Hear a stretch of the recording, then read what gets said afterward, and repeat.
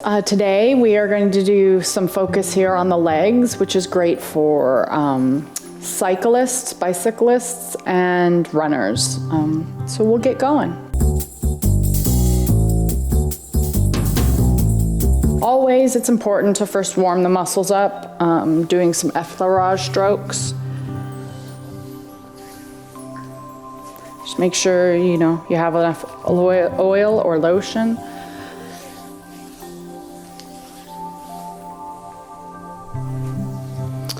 If you have clients that are runners and are always competing in any events, I always encourage mine to come for a pre-race massage, and I only work their legs the whole time. It just kind of gets things loosened up, so as they're running, especially marathoners, that's such a long distance, the tightness, their recovery time will be so much better. So once you've got all, enough oil or lotion on, I like to start with some kneading. And just work all the way up the leg.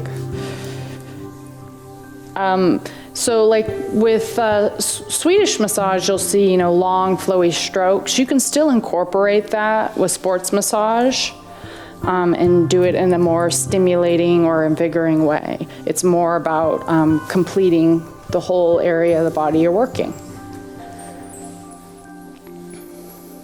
Some of the common areas you'll find issues is the IT band and the tightness in the calves too, if they especially run up on their toes a lot.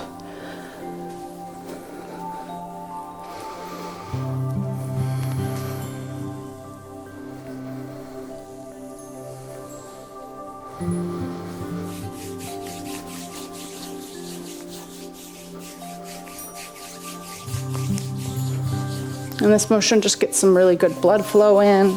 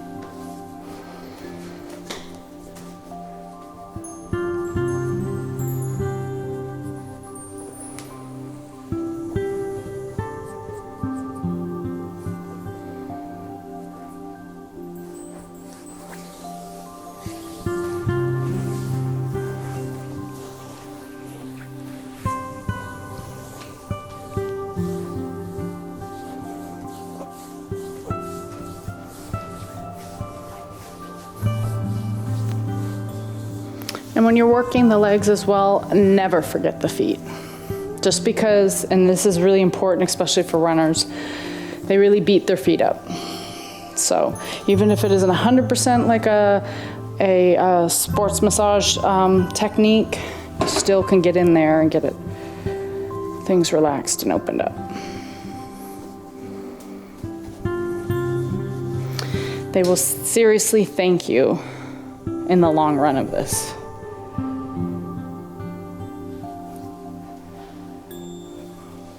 And this is where you can kind of do some pinching techniques.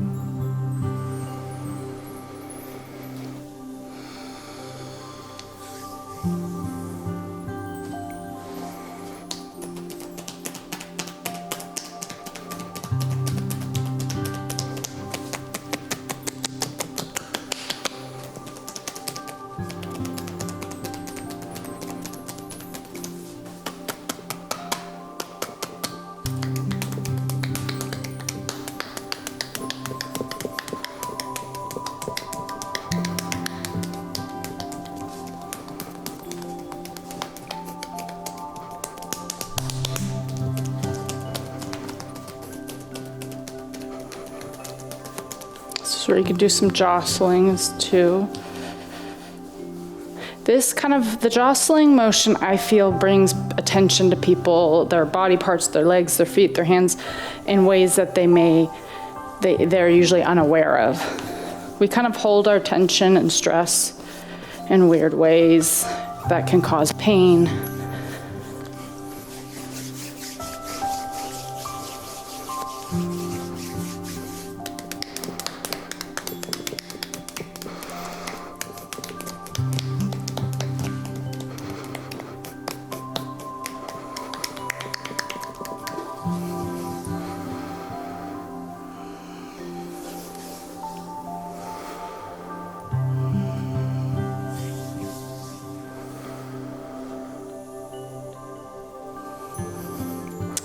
And when you're doing the longer strokes like this, I like to kind of really lean into the client, use a little more pressure. Like as I'm working right here, I can feel that her hamstrings are pretty tight.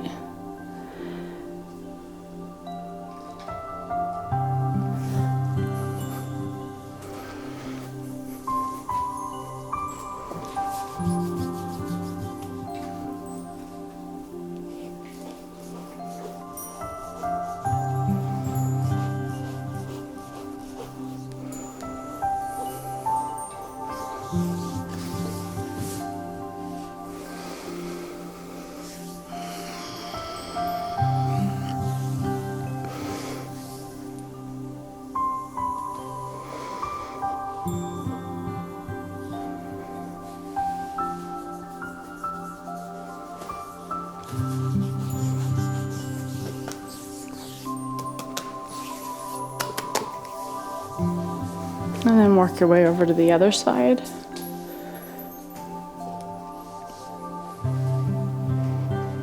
So always make sure you do nice long strokes, warm the muscles up before you start, beating them up.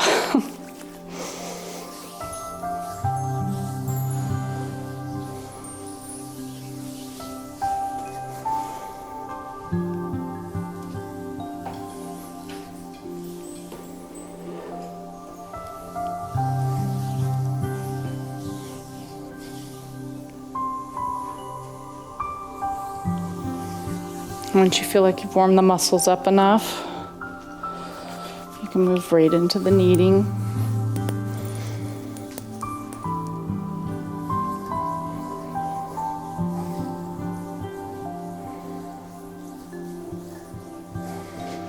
I find kneading's great for the larger muscles.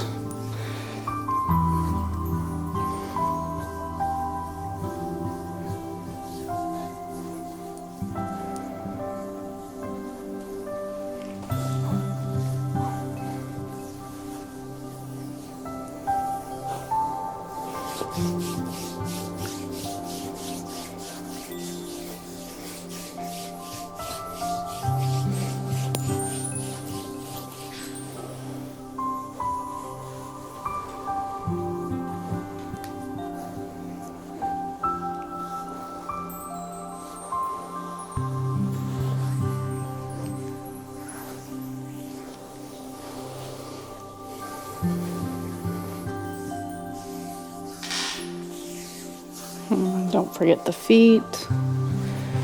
Sometimes you can get down at the very end of the table. If you've got a runner, they'll greatly appreciate this before and after a race. If it's after a race, be very sensitive, because if they've run a marathon and they're rough on their feet, they may have issues with their toes and toenails missing. It's actually more common than you'd think.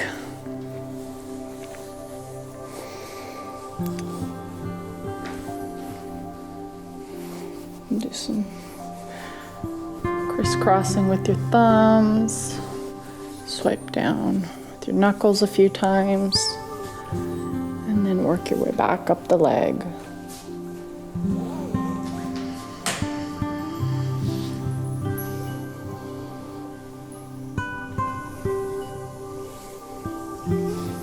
And get the little bit of the hacking. I find the hacking is usually really useful after a race because everybody's muscles tend to be really tight. Last year I got to work a big event doing cycling, so I did a lot of this. I worked just straight legs the whole time.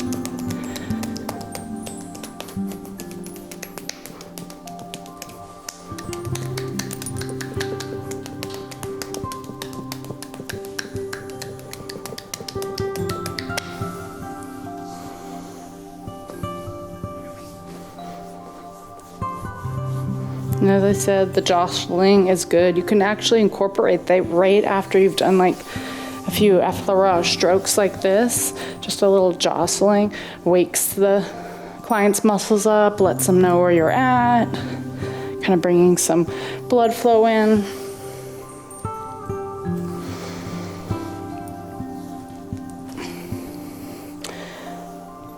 If you find any specific sore spots, you can do a little bit of thumb work right over the top of it. A little crisscrossing.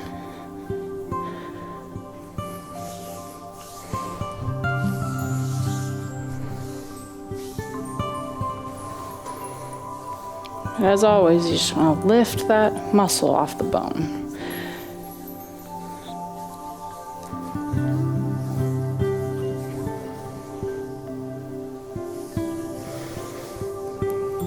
As I always finish up with both the legs, I really like to grasp onto the ankles and gently pull.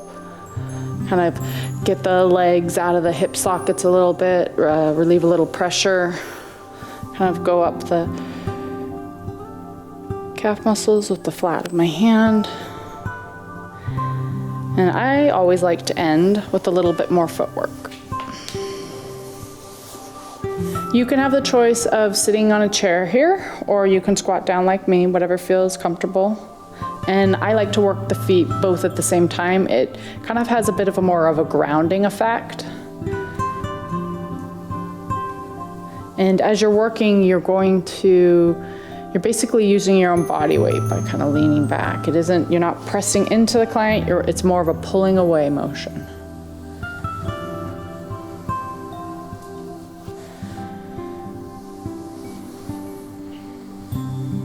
And I like to take all of my 4 fingers and kind of get into the grooves of the tops of the feet.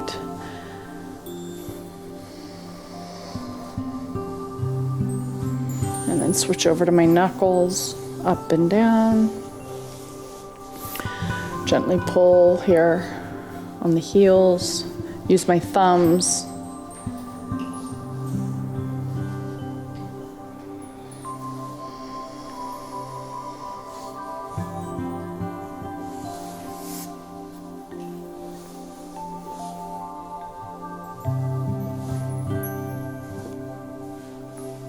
You'll find doing sports massage that people will come in and want specific things worked on. Like, I just want my back, or because I've been hunched over my bike, or I just want my calves worked, they're really sore from running. Or I'm a kickboxer and my hips are sore and glutes are sore. So don't find that odd or anything where they're just wanting a specific area worked.